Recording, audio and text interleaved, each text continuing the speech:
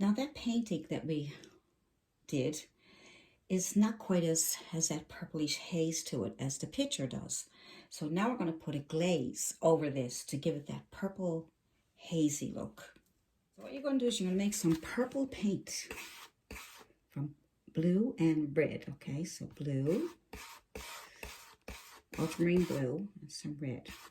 Get a nice purple color that you want. I want it to be more on the blue side, okay? So I'm going to put that there.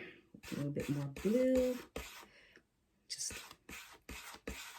get that purple and a little bit of white just to brighten up a small bit. But let's see.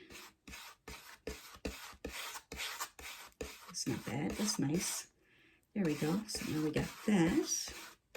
And what I'm going to do is I have a bowl of water, okay? Bowl of water, and I'm going to put my brush in the bowl of water. Now, see, now you got that purplish color. Okay, this is your purplish color in water. And what you're going to do is, because it's mostly water, we should be safe to put a nice purplish haze. And you can use a 2-inch brush or whatever brush you want to use. I'm just using the size 12 right now.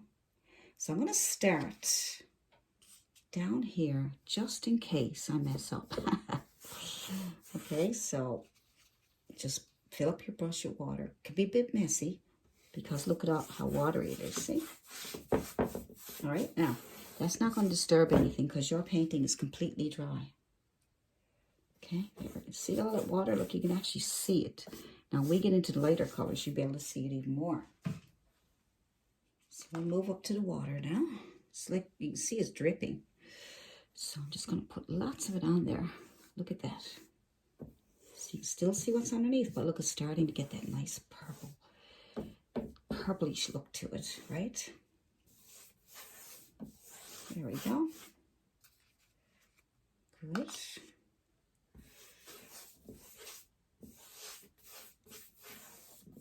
See how it gave that nice purplish look to it?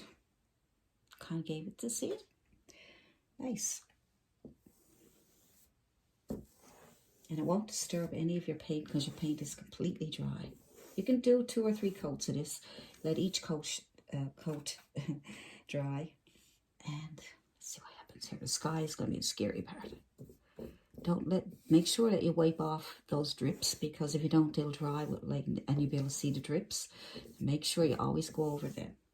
Now, you can also tap your brush off in a tissue paper if you want to get some of that, but because it's a glaze, it's going to be a bit messy. Okay, so there we go. Okay. Not too bad. But the water came out really nice, didn't it?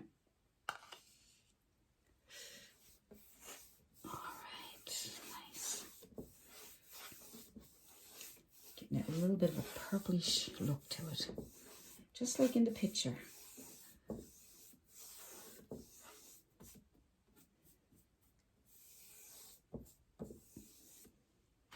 Now see, if you let that dry there, that will stay like that. So you don't want to do that. You make sure you go over that several times, because you really don't want to leave any behind, or you'll end up with a really bad, messed up painting. See, say if you leave it like that, that will dry like that, it'll be horrible.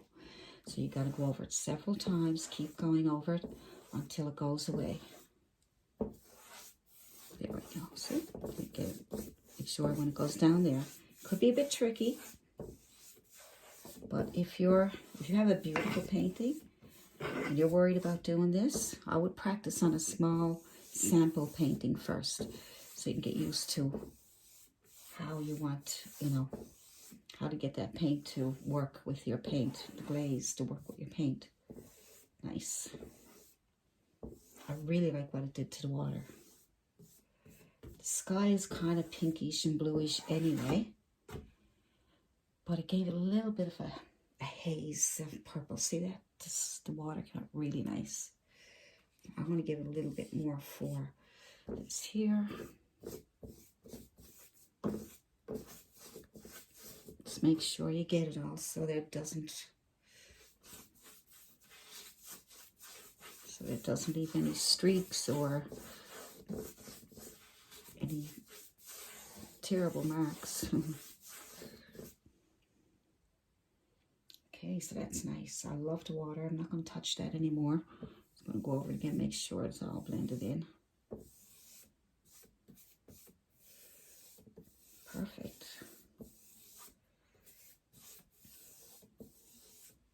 Nice. And that sky's almost dry there now. Give it another shot. And start at the top so I can catch it. There we go. You might say, oh my God, you're ruining your painting. But if you keep going over it with your brush and catch it before it dries, then you'll be fine. But like I said, if you're worried about it, don't do it, okay? If you're worried about it, practice on other old paintings first that you're not too worried about changing or making a mess or having something you don't want.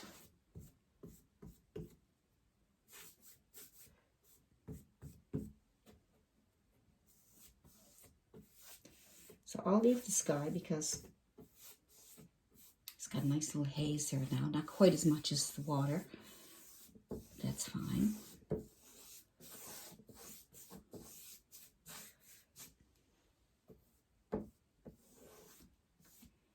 There we go.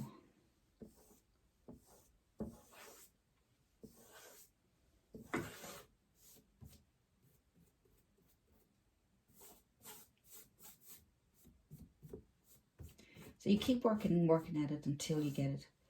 Make sure there's no streaks left behind, okay? And